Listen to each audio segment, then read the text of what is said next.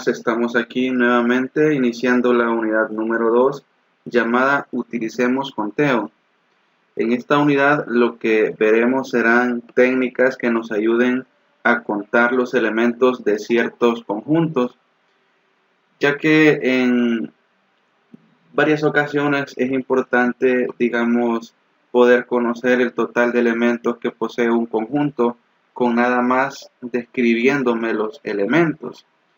Es decir, aquí lo que veremos básicamente trata acerca de estudiar algunos métodos para contar de una manera rápida.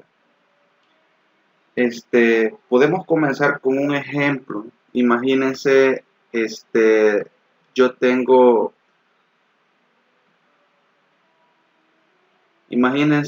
un conjunto, llamémosle S, en donde en este conjunto yo tengo el número 1, el número 2 y el número 3. Y por ejemplo, a mí me solicitan que cuántos números en donde, repitiendo, y a mí me solicitan, por ejemplo, con estos números, con el 1, con el 2 y con el 3, cuántos números de 3 cifras podemos formar sin que haya cifras repetidas. Este es un caso típico en el cual se nos solicita contar el total de números que posee, el total de números de 3 cifras que podemos formar con el número 1, 2 y 3 sin que haya cifras repetidas. Es decir, que el número 111 no se tomaría en cuenta, ni el número 222.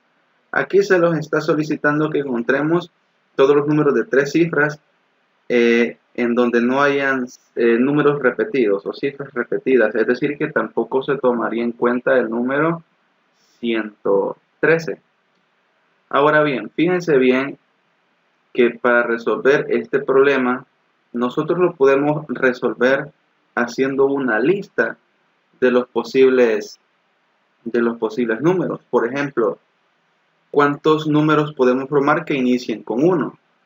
Si inician con 1, las alternativas que tengo para las otras dos cifras pues solamente es 2 y 3. Es decir que uno de los números que inician con 1 sería el 123. El otro número que inicie con 1 sería el 132. Es decir, nada más intercambiamos el 2 con el 3 y formamos otros números. Y fíjense bien que estos dos números, el 123 y el 132, son los únicos números que podemos formar que inicien con 1. De igual manera podemos pensar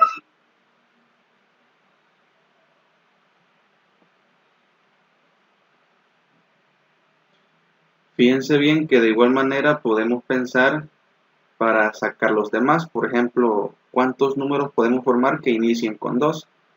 Si inician con 2, para las otras dos posiciones solamente tengo disponible el 1 y el 3. Es decir, que sería el 213 y el otro sería el 231. Y esos son los únicos números que inician con 2. Análogamente podemos encontrar los otros que inicien con 3. Si el número debe de iniciar con 3, para las otras dos opciones, para las otras dos cifras solamente tengo dos opciones disponibles, que es el 1 y el 2. Y el otro pues sería intercambiar el 1 con el 2, es decir, sería el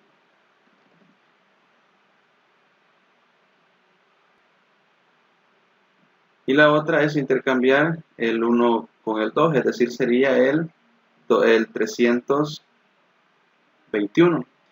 Y podemos darnos cuenta que esos son todos los números que nosotros podemos formar de 3 cifras con los números 1, 2 y 3. Es decir, que en total habrían, hay 6 formas diferentes. Sin repetir las cifras, es decir, que con los números 1, 2 y 3 se pueden formar 6 cifras diferentes, ¿de acuerdo? De lo que trata esta unidad básicamente es cómo contar sin hacer, digamos, el listado de los números como tal, ya que en muchas ocasiones eso es prácticamente imposible, debido a que no podemos enlistar todos los elementos que forman parte del conjunto de todas las formas diferentes. Es decir que, por ejemplo, para hacer la analogía, ¿qué pasaría si yo tengo los números del 0 al 9, los números dígitos, y me piden cuántas cifras diferentes puedo formar, digamos, de 4 cifras, que sean pares, que inicien 1, etcétera? Entonces se vuelve un trabajo un poco complicado, ya que es un poco tedioso estar escribiendo la lista de todos los números que cumplan con esa condición. Y por eso es que se estudian lo que se conocen como métodos de conteo, que es lo que veremos a lo largo de esta unidad. Hay ocasiones en las cuales el contar cosas se vuelve un poco sencillo, como lo veremos en el siguiente ejemplo.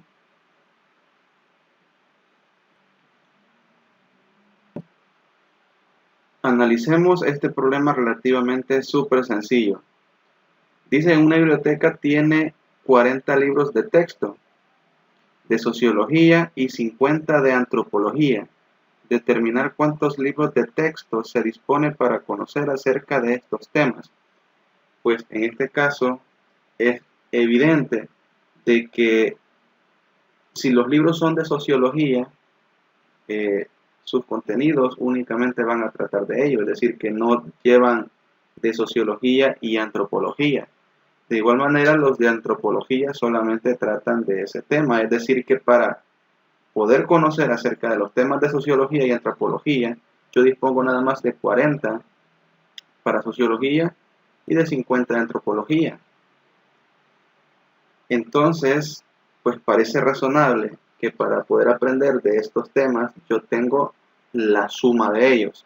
Es decir, que la respuesta sería 40 más 50, que esto suma 90 libros. Es decir, que el total de formas que yo tengo para aprender estos temas son de 90, porque la biblioteca dispone de 90 libros. Y fíjense que este simple ejercicio tan inocente da pie a algo que vamos a ver más adelante, que es conocido como el principio de la suma. Y el principio de la suma establece lo siguiente.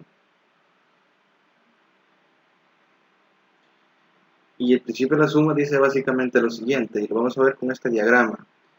Si yo tengo un conjunto A y un conjunto B, y yo sé que el total de elementos del conjunto A es M, y el total de elementos del conjunto B es N, eso se representa así entre estas barras, se le llama el cardinal de un conjunto. Lo que me dice es que si un suceso, un evento A puede ocurrir de M formas, y un evento B puede ocurrir de N formas, y estos no pueden ocurrir a la vez, eso significa que no pueden ocurrir ambos al mismo tiempo, es decir, la intersección como conjunto es vacía, por eso se dibujan separados. El total de formas que puedo realizar uno o el otro está dado por M más N, es decir, el total de formas de realizar uno más el total de formas de realizar el otro. ¿Sí? Esto es lo que se le conoce como el principio de la suma, que más adelante lo vamos a ver más detalladamente.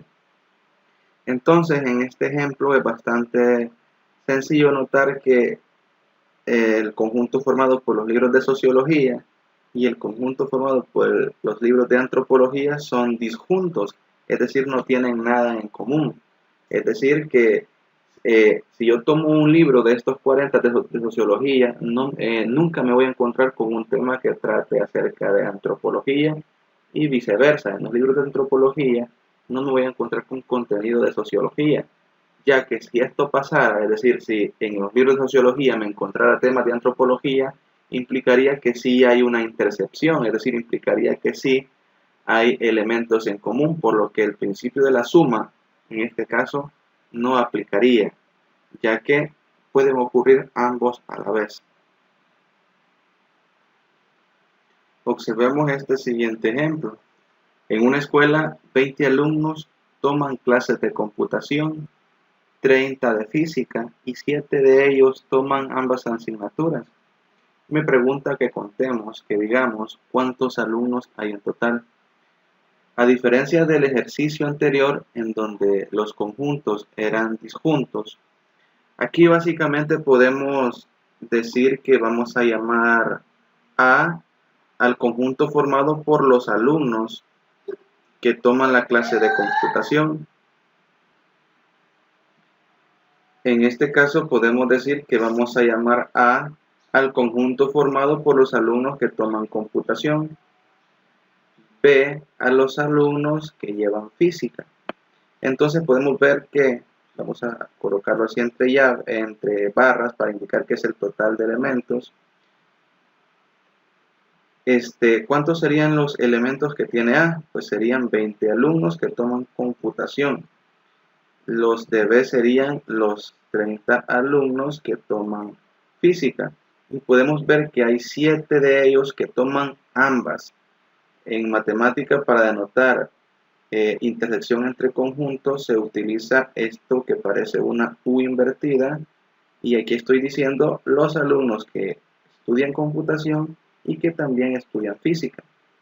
Vemos que el total de elementos en este caso es 7 y me están preguntando que determine cuántos alumnos hay. Fíjense bien que sería un error decir que el total de alumnos que hay son 50, es decir, nada más sumar 20 con 30, debido a que si hacemos eso estamos contando los alumnos que llevan ambas asignaturas 2 veces. Es decir, imaginemos lo siguiente. Aquí tengo el conjunto A, ¿sí?, que tiene un total de 20 estudiantes, y tengo un conjunto B.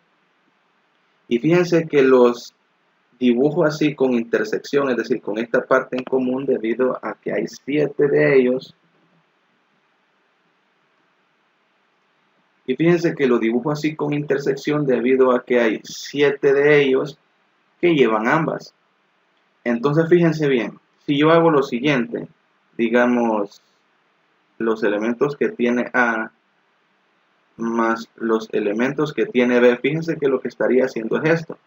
Si yo digo los elementos que tiene A, estoy hablando de todos ellos. Observan que he tachado una vez la intersección. Y si a esto le sumo los elementos que tiene B, serían todos estos. Observen qué es lo que está sucediendo. Estoy tachando nuevamente la intersección. Es decir, que fíjense bien que cuando yo sumo estos dos conjuntos, he contado 2 veces la intersección.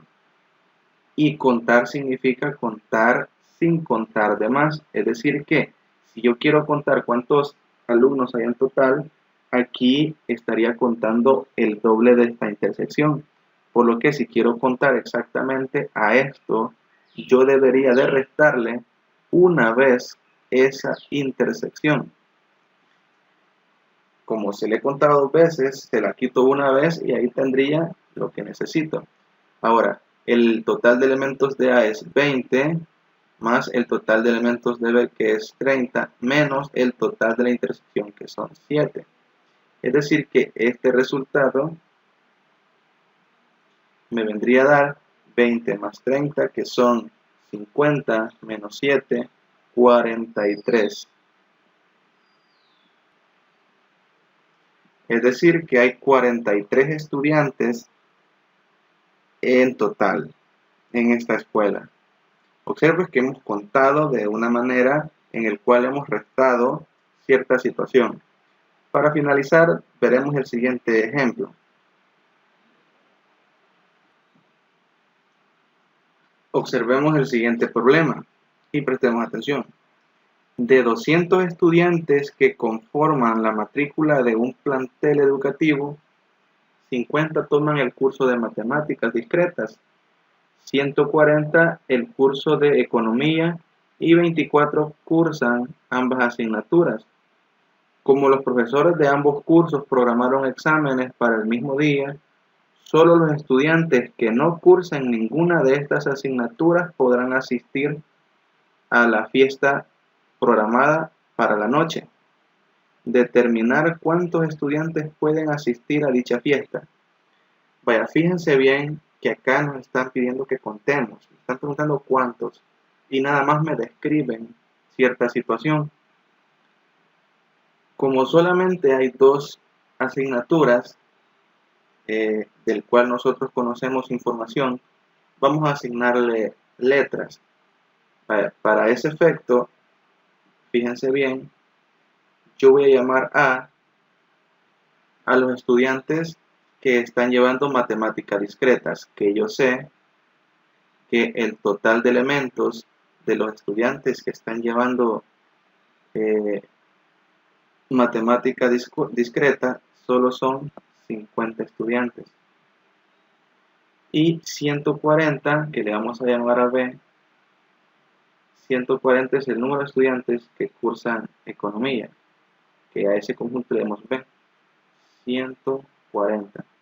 Y vemos que hay alumnos de ellos que ambos están llevando ambas materias, es decir que el total de elementos que tiene la intersección de estos, vemos que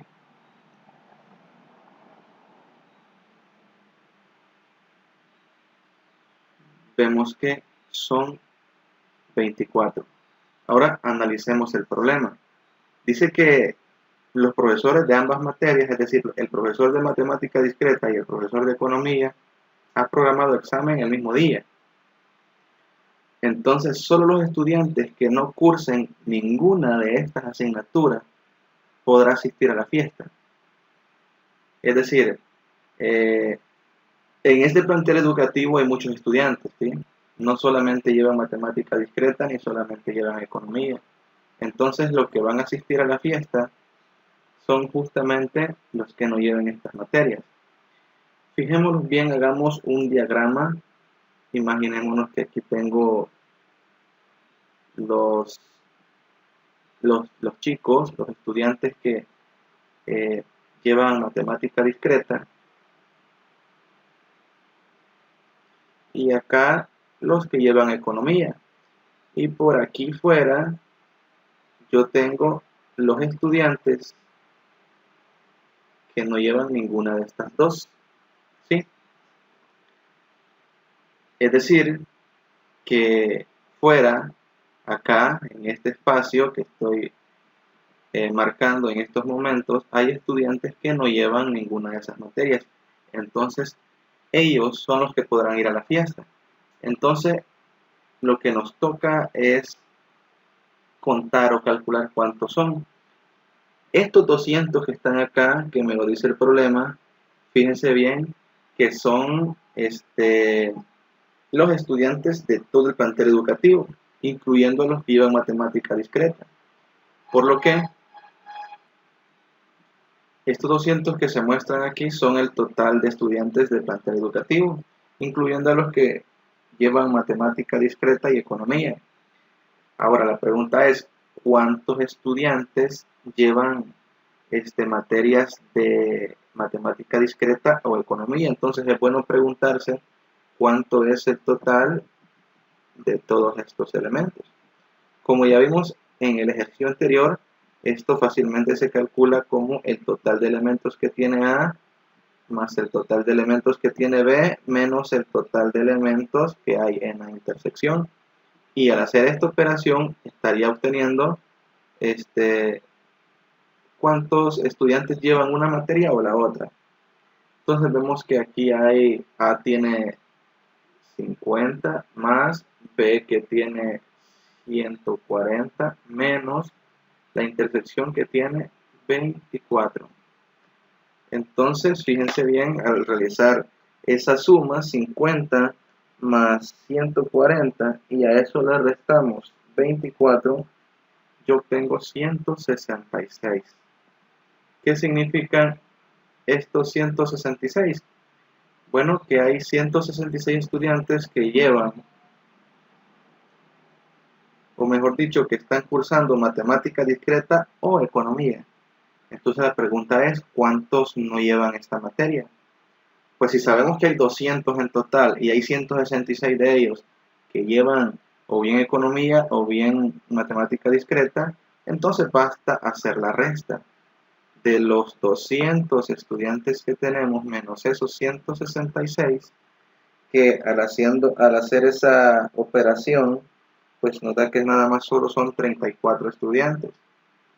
Es decir, que estos 34 estudiantes, ¿sí?, son los que están acá afuera. Entonces, esos 34 estudiantes son los que irán a la fiesta. Y aquí tenemos el ejercicio resuelto.